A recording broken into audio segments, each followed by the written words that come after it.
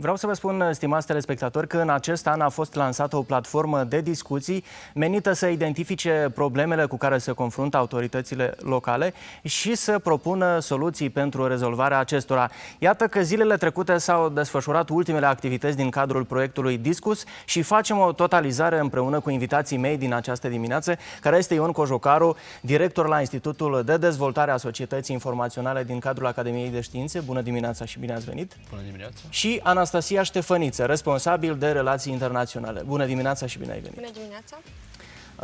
Vreau să ne spuneți cum s-a desfășurat ultima etapă a acestui proiect Discus. Vreau să menționez că a fost pe așteptate mult mai mare participare, cel puțin de 2 ori. Ne-am așteptat la 50-60 participanți, pe când am avut fizic 120 de persoane, dintre care 15 primari, 20 viceprimari, reprezentanți ai bibliotecilor.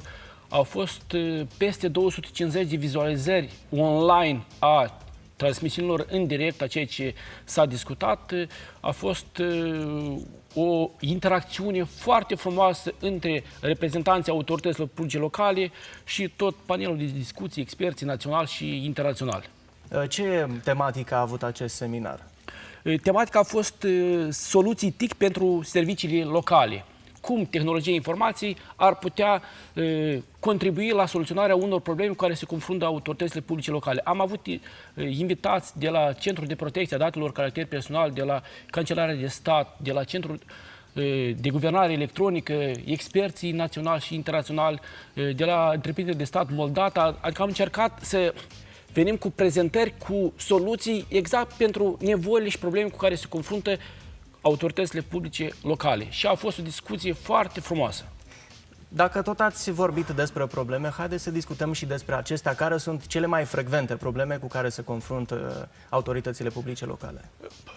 Autoritățile publice locale au o groază de probleme. De fapt, noi am încercat să le identificăm acele probleme care au fost, de fapt, declarate de ei și tehnologia informației poate veni cu o contribuție. De exemplu, au apărut o mulțime de servicii care le prestează în format tradițional.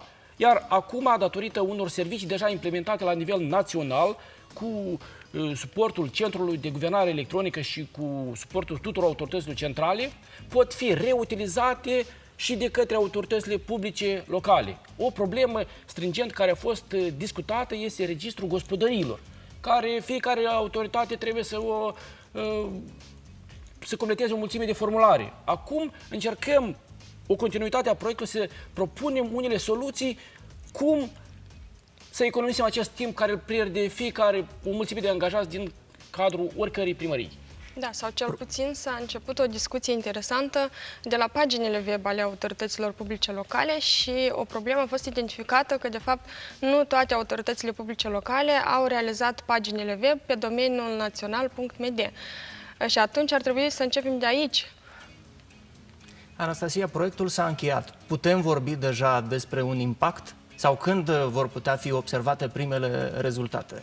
Noi considerăm că proiectul are un impact pozitiv, ținând cont de faptul că la toate 4 evenimente organizate pe parcursul anului 2015 am avut aproximativ 300 de participanți la evenimentele noastre, plus 7 funcționari publici locali din Moldova au participat la 2 vizite de studiu în Polonia și Slovacia, unde au putut vedea pe viu bunele practici în domeniul serviciilor electronice locale. Deci acești 300 de participanți unici la evenimentele noastre plus aproximativ 200-250 de vizualizări online poate fi considerat un impact pozitiv pentru că s-a discutat, mesajul a ajuns și atunci vrem să credem că decidenții atât la nivel central cât și la nivel local au conștientizat cel puțin importanța tehnologiilor. Ce beneficii oferă dezvoltarea societății informaționale asupra cetățeanului de rând? Cel puțin pornim de la transparența. Prin noile tehnologii putem spori transparența decizională și implicarea cetățeanului în procesul de luare a deciziilor. Așa. Economie de timp. Da, economie de resurse. De resurse, foarte mult. Timpul care este cel mai costisitor, de fapt, în viața oricărui om, acesta este cel mai frumos lucru care îl putem obține. Și apropierea cetățeanului către stat, de fapt, o idee care a fost lansată este să fim la un click distanță de cetățean. Sau altă idee care o vedeți și pe tricourile noastre este să creăm împreună conținut digital. Conținut digital care poate aduce o valoare adăugată cetățeanului. Acel conținut care sper mult că le creează și acele autorități publice pentru a crește, a avea un stat prosper. Dar, nu știu, aș vrea să vă întreb, acest conținut digital poate avea și efecte mai puțin pozitive? De fapt, nu știu, n-ar putea să fie cetățeanul, autoritatea publică locală să fie prea dependentă de aceste tehnologii? Tehnologia este ca un cuțit. De fapt, noi avem cuțitul în familie, dar nu stăm fiecare zi cu el. Îl utilizăm atunci când este nevoie. Acasă noi avem în familie, practic, mai toate echipamentele. Însă copilul nostru, înainte de culcare, citește o carte. Ceea ce înseamnă că trebuie să educăm, să avem într-acea țeavă cu conținut, să avem acea apă curată care avem noi, care este de fapt foarte puțină. Noi nu putem vorbi că avem în Republica Moldova suficient conținut digital. Noi ne orientăm și asta este un pilon al strategiei Moldova Digital 2020 să creăm conținut digital. Și Institutul de Dezvoltare a Societății Informaționale s-a angajat să creeze împreună cu autoritățile publice locale conținut digital național. Avem portalul Servicii GovMD, care de fapt există o mulțime de servicii care pot aduce și deja aduc o valoare adăugată. Vreau să menționez doar implementarea tehnologiei informației și a comunicațiilor în instituțiile subordonate Academiei de Știință a adus în ultima perioadă economii peste 17 milioane de lei, ceea ce înseamnă că statul a cheltuit cu 17-18 milioane de lei mai puțin decât având totodată servicii mai calitative și mai aproape de cetățean. Iar instrumentul bibliometric național este unica bază de date naționale care include peste 39.000 de publicații într-un singur loc. Astfel, cercetarea este deschisă. Statul poate spune că, într-adevăr, banii publici investit sunt deschiși către cetățean, adică este o deschidere. Iar Date GovMD este deschiderea datelor guvernamentale, adică cu suportul proiectului platformei Visegrad și proiectului Discus, noi am încercat să aducem o picătură în acel ocean de conținut care, umăr la umăr, îl dezvoltăm împreună. Și după toate aceste discuții, deja a apărut necesitatea organizării unui alt proiect? Da. Sau au apărut și alte inițiative? Analizând chestionarele de evaluare ale participanților la evenimentele noastre, toți, de fapt, menționează ideea că s-a discutat, au fost înțelese problemele în procesul de edificare a societății informaționale, dar ajungem la o altă etapă când este necesar de a dezvolta soluții practice pentru problemele cu care se confruntă autoritățile publice locale. Și atunci noi împreună cu partenerii noștri din țările Visegrad și nu numai, discutăm continuarea proiectului Discus pentru următorii ani, inclusiv din perspectiva practică a soluțiilor tehnologice. Este important că am identificat acel elefant mare cu probleme, nevoie ale cetățeanului și încercăm să-l mâncăm bucățică cu bucățică. Ce este plăcut că am identificat o mulțime de oameni harnici. Oameni harnici care sunt și în Institutul de Dezvoltare a Societății Informaționale al Academiei de Științe a Moldovei și în autoritățile publice locale.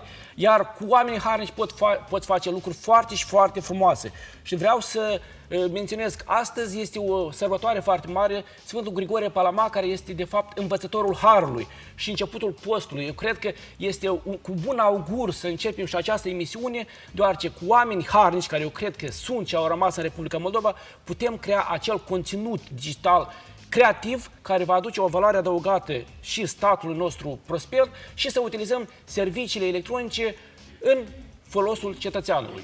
Există solicitări pentru serviciile online și există, eu știu, mai puțini utilizatori. Utilizatori care se confruntă cu probleme. De ce există această discrepanță?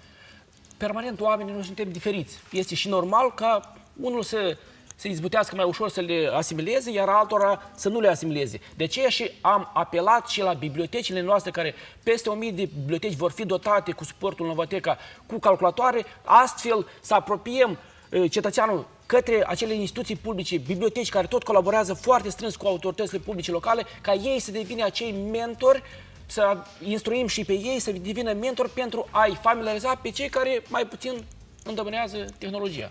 Am înțeles. Eu vă mulțumesc mult pentru prezență, vă doresc multe realizări frumoase în continuare și să fie cu Doamne ajută! Doamne ajută și Credem că și televiziunea națională se va implica în crearea conținutului digital care va duce o valoare adăugată. Acesta este să-l purtați și dumneavoastră cu... Mulțumim frumos, doamna. am să-l port de Doamne. Stimați telespectatori, rămâneți aproape, continuăm matinalul cu rubrica Simplu și Gustos.